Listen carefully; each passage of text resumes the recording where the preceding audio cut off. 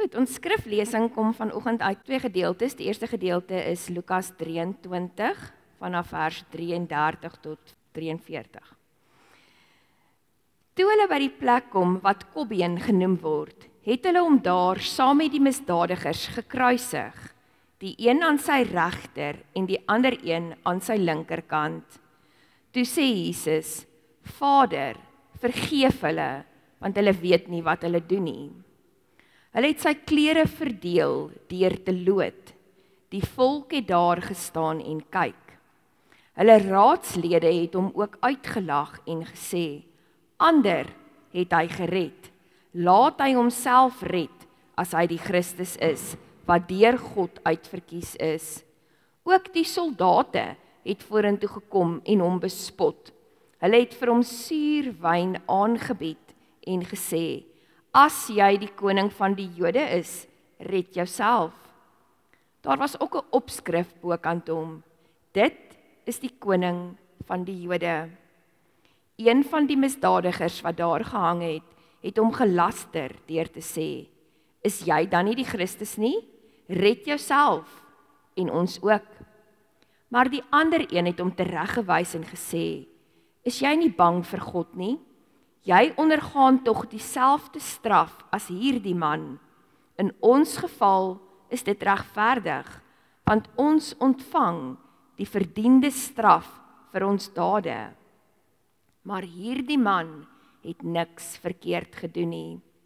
Verder sê hy: Jesus, dink aan my wanneer u in u koninkryk kom. Jesus antwoord hom: Dit verseker ek jou, vandag sal jy saam met my in die paradys wees. En dan ook Romeine 3 vers 18 en Romeine 3 vers 23 en 24. Almal het afgedwaal, almal het ontaard. Daar is nie een wat goed doen nie, selfs nie een nie. Almal het gesondig en het nie deel aan die heerlikheid van God nie, maar hulle word, sonder dat hulle dit verdien, op grond van sy genade, vrygespreek vanweë die verlossing deur Jesus Christus. Ons teksvers is dan ook Romeine 3 vers 23 en 24. Almal het gesondig en het nie deel aan die heerlikheid van God nie, maar hulle word, sonder dat hulle dit verdien, op grond van sy genade, vrygespreek vanweë die verlossing deur Jesus Christus. Ons tema vir vanoggend is onverstaanbare genade. Ons almal is geneig om lysies te maak, bewustelik of onbewustelik.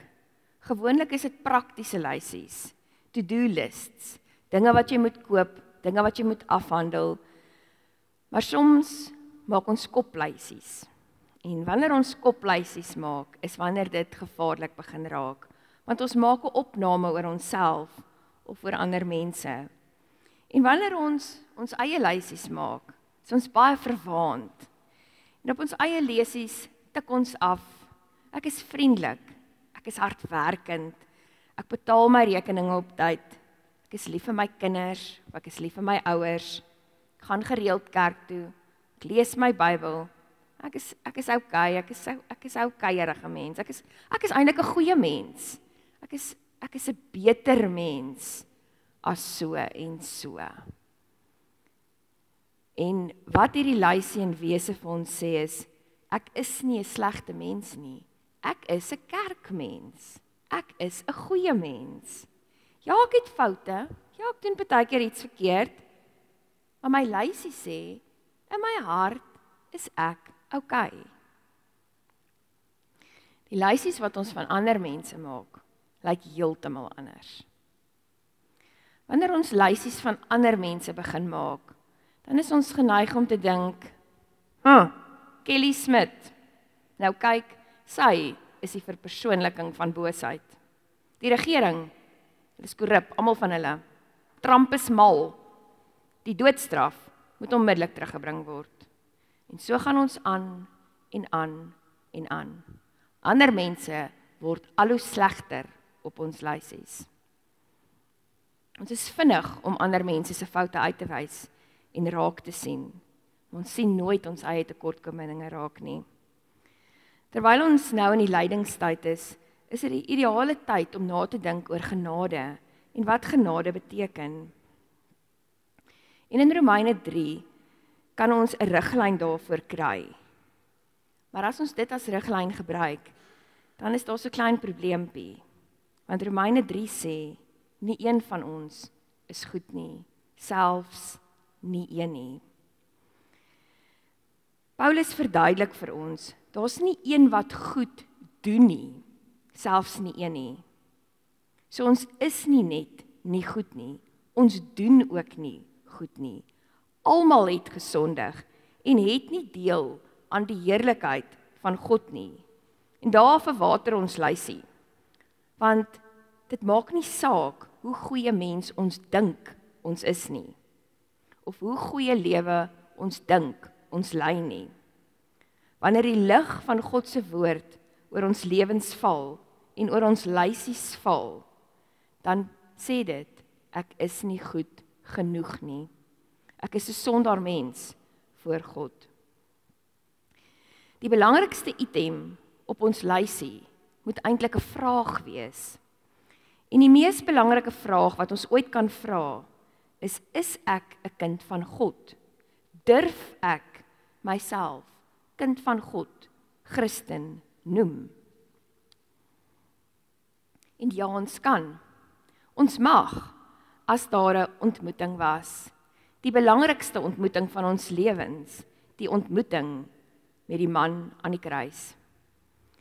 Ek wil julle nooi om vanoggend net 'n bietjie saam met my te kyk na hierdie vraag wat Jesus gevra het.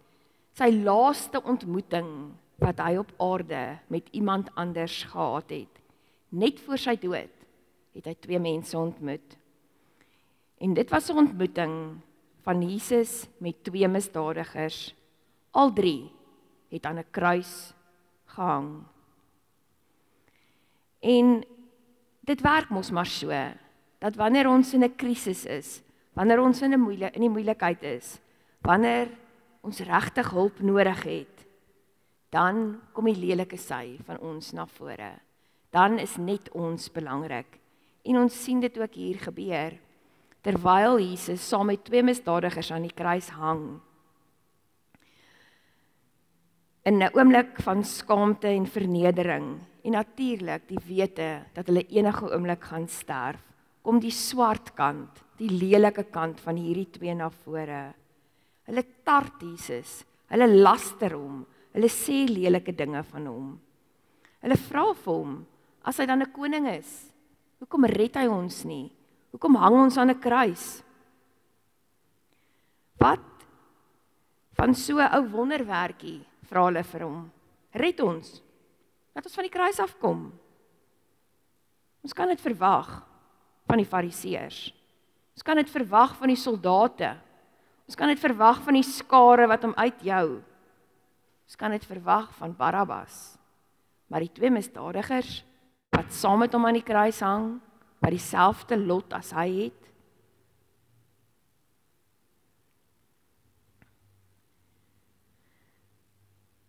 Hierdie mense is in presies dieselfde situasie as Jesus. By wyse van spreuke kan ons sê, hulle hang reeds met die galgtou om hulle nekke.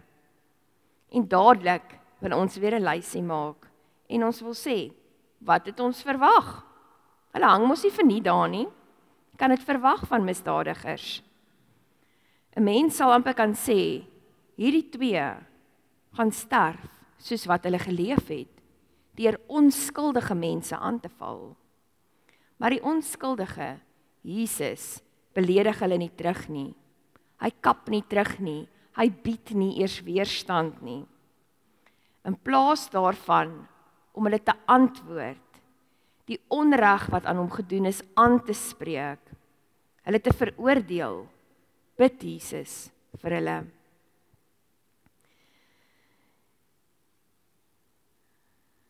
Hy bid vir hulle, die 2 aan die kruis. Hy bid vir die soldate. wat die spykers deur sy hande geslaan het. Hy bid vir die fariseërs wat hom om elke hoek en draai wou uitvang en te nakom.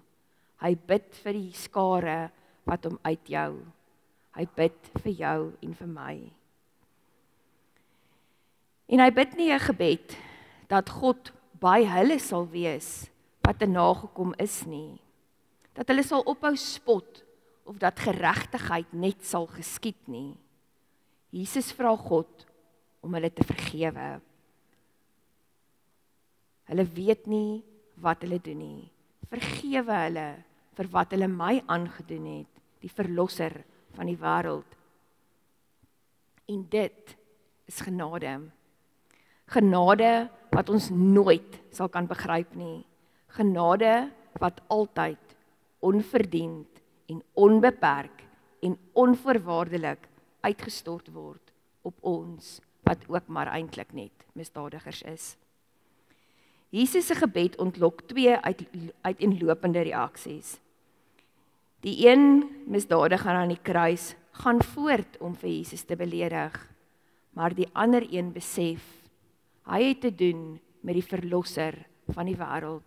Hy het te doen met die Christus. En hy begryp wat genade is. Hy herken genade toe dit reg voor hom staan. En sy reaksie is om die ander te berisp en te vra, is jy nie bang vir God nie? Ons verdien ons straf, want ons is skuldig, maar hierdie man is onskuldig. Onverstaanbaar dat uit dieselfde mond waarmee hy nou net vir Jesus gevloek en gelaster het, hy Jesus nou verdedig. En hoekom het dit gebeur? Omdat hy genade ontvang het, omdat hy van aangesig tot aangesig te staan gekom het voor genade. En hy het die belangrikste ontmoeting van sy lewe gehad, en hy het die gebed gehoor. 'n Gebed om genade, en dit was genoeg. Want toe Jesus gebid het, was God intens by hom teenwoordig, daar by die kruise op Golgotha. En iets gebeur met ons ook, wanneer ons besef dat God teenwoordig is. Wanneer God se lig op ons lewe val, dan besef 'n mens, genade alleen. Sonder genade is ons niks. Sonder God se onmeetlike genade is daardie misdadiger aan die kruis verlore. Ons verdien die dood. Ons verdien die ewige dood. Ons verdien om hel toe te gaan. Maar God is genade. Jesus vergewe die man aan die kruis uit genade. Hy red hom uit genade, net soos wat hy ons uit genade red. Hierdie misdadiger het baie min van Jesus afgeweet, maar wat hy wel geweet het, was kosbaar. Hy het geglo dat Jesus is wie hy sê hy is. En daarom kom sy versoek dan ook, dink aan my Here, wanneer u vandag in die paradys kom. En Jesus het na hom gekyk en iemand gesien wat om genade vra. En voordat ons weer ons lysies uitpluk en dink, watter reg het hierdie man gehad om vergifnis en genade te vra? Hy was immers 'n misdadiger. Dan moet ons besef dat hy dieselfde reg as ons het, of eerder ons het ewe min reg as wat hy gehad het. Wanneer ons in die lydingstyd nadink oor Jesus se offer, sien ons hoe genade lyk. Dan behoort ons skaam te voel oor ons lysies. Ons lysies oor onsself, maar veral ons lysies oor ander mense. Ons behoort genade aan ander mense uit te deel. Ons behoort met genadige oë na ander mense te kyk, in plaas daarvan om hulle so vinnig en so maklik te veroordeel, moet ons genade aan hulle bewys. Ons moet Jesus met hulle deel. Ons moet die evangelie van 'n God wat red 'n God wat genade betoon, onverdiend en onverstaanbaar met hulle deel. Daar's die pragtige storie van John Newton, wat 'n slawehandelaar was, en wat duisende slawe uit Afrika uit gesteel het.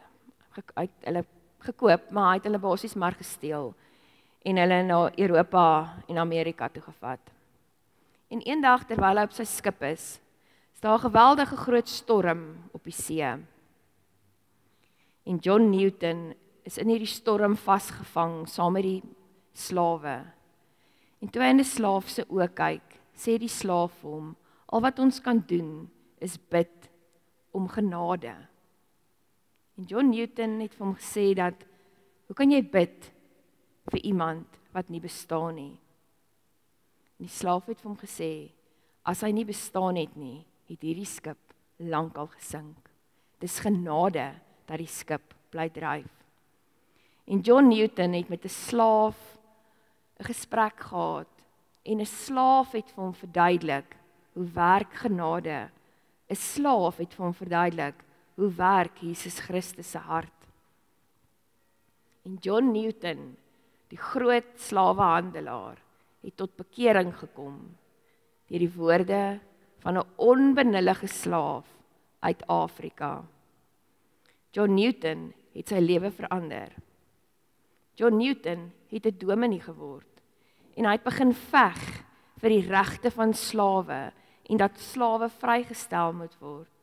En John Newton het vir ons Amazing Grace geskryf, omdat hy van aangesig tot aangesig met genade te staan gekom het.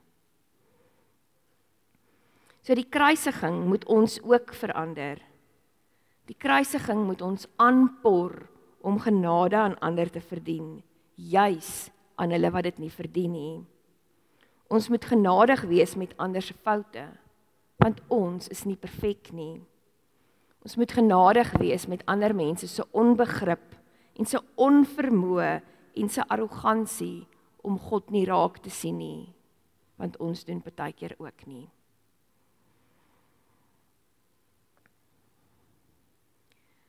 Romeine sê vir ons, almal het gesondig en het nie deel aan die heerlikheid van God nie, maar hulle word sonder dat hulle dit verdien, op grond van sy genade vrygespreek vanweë die verlossing.